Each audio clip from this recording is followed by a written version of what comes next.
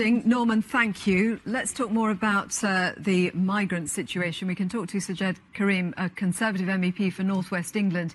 He's in Strasbourg for us.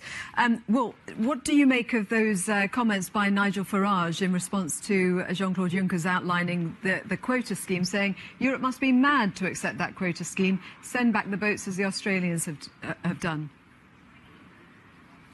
Well, good morning. I've stepped out of the chamber in order to do this interview now and was there at the time that that particular altercation took place. I think it's important to remember that the comments that were made by Nigel Farage, he is the same man that only a few days before was saying that we ought to be following the course that has been undertaken by Gulf states who have refused to take any refugees at all.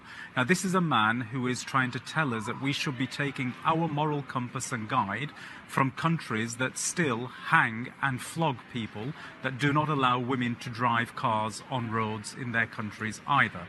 Now, that is certainly not the values that Europe has, or indeed the United Kingdom has. And I think most Britons will actually rejoice in the fact that we have taken a very different approach, and most Europeans will be very welcoming of the fact that we have taken an approach to make sure that we are sharing the burden of lifting our share of the responsibilities so far as these refugees are concerned. What about his point, though, that it is difficult to discern between economic migrants and genuine asylum seekers when they're people arriving who have no papers, whether they've been unable to bring them or they've deliberately thrown them away and are pretending to be from somewhere they're not?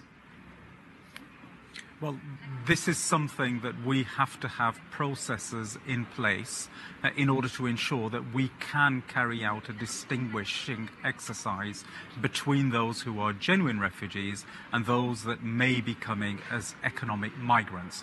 He actually then went on to make a further claim, which is actually a repeat of a claim that he has made before, that this route may well now be being used by ISIS, ISIL, call them what you like, in order to get some of their jihadist fighters across into Europe. Actually, the reality of the situation is that we have had many Europeans, including, of course, British citizens, travelling from Europe, from the United Kingdom, to go to Syria in order to create the situation that is causing these refugees to flee in the first place. So actually, he's got his argument completely the wrong way round. But that doesn't mean, though, that it's not possible that there are people coming the other way under the guise of being asylum seekers. And that's why. And that's why we need to have the proper procedures in place so that we can distinguish between genuine refugees and anybody who is not a genuine refugee. And that requires a huge coordinated effort at an EU level, and it requires for national member states to make sure that they have the proper policies in place, that those people who are determined to be refugees are then properly housed and accommodated for, and those that are determined not to be genuine refugees are immediately then removed.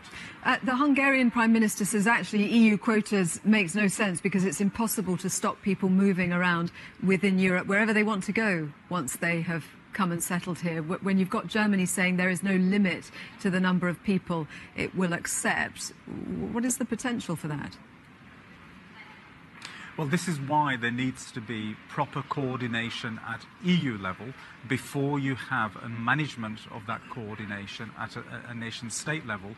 And indeed, then, ultimate delivery is by local authorities. And that is the key to make sure that we have got a joined-up approach at each of those levels. Now, so far as the Schengen area is concerned, it's quite right that under the existing conventions, refugees were required to come and report at their first country of entry and to register their claim there.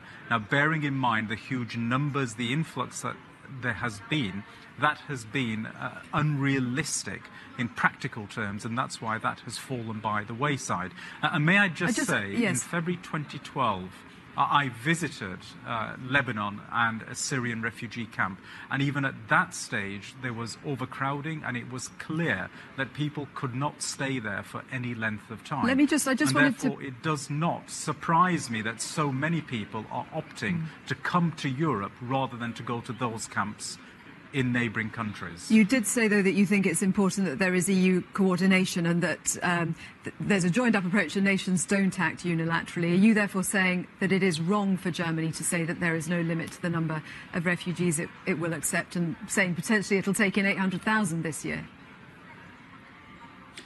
Well, Germany has put in place a figure that it believes that it can properly accommodate for. That now needs to become a part of the overall EU plan. Mr. Juncker, when he was speaking earlier today, actually came forward with a figure of 160,000 for the entirety of the EU. Now, bearing in mind Germany's stated figures, that means Germany will take about 50% of that burden, leaving the rest to be shared out amongst the others. Sajjad Karim, thank you very much.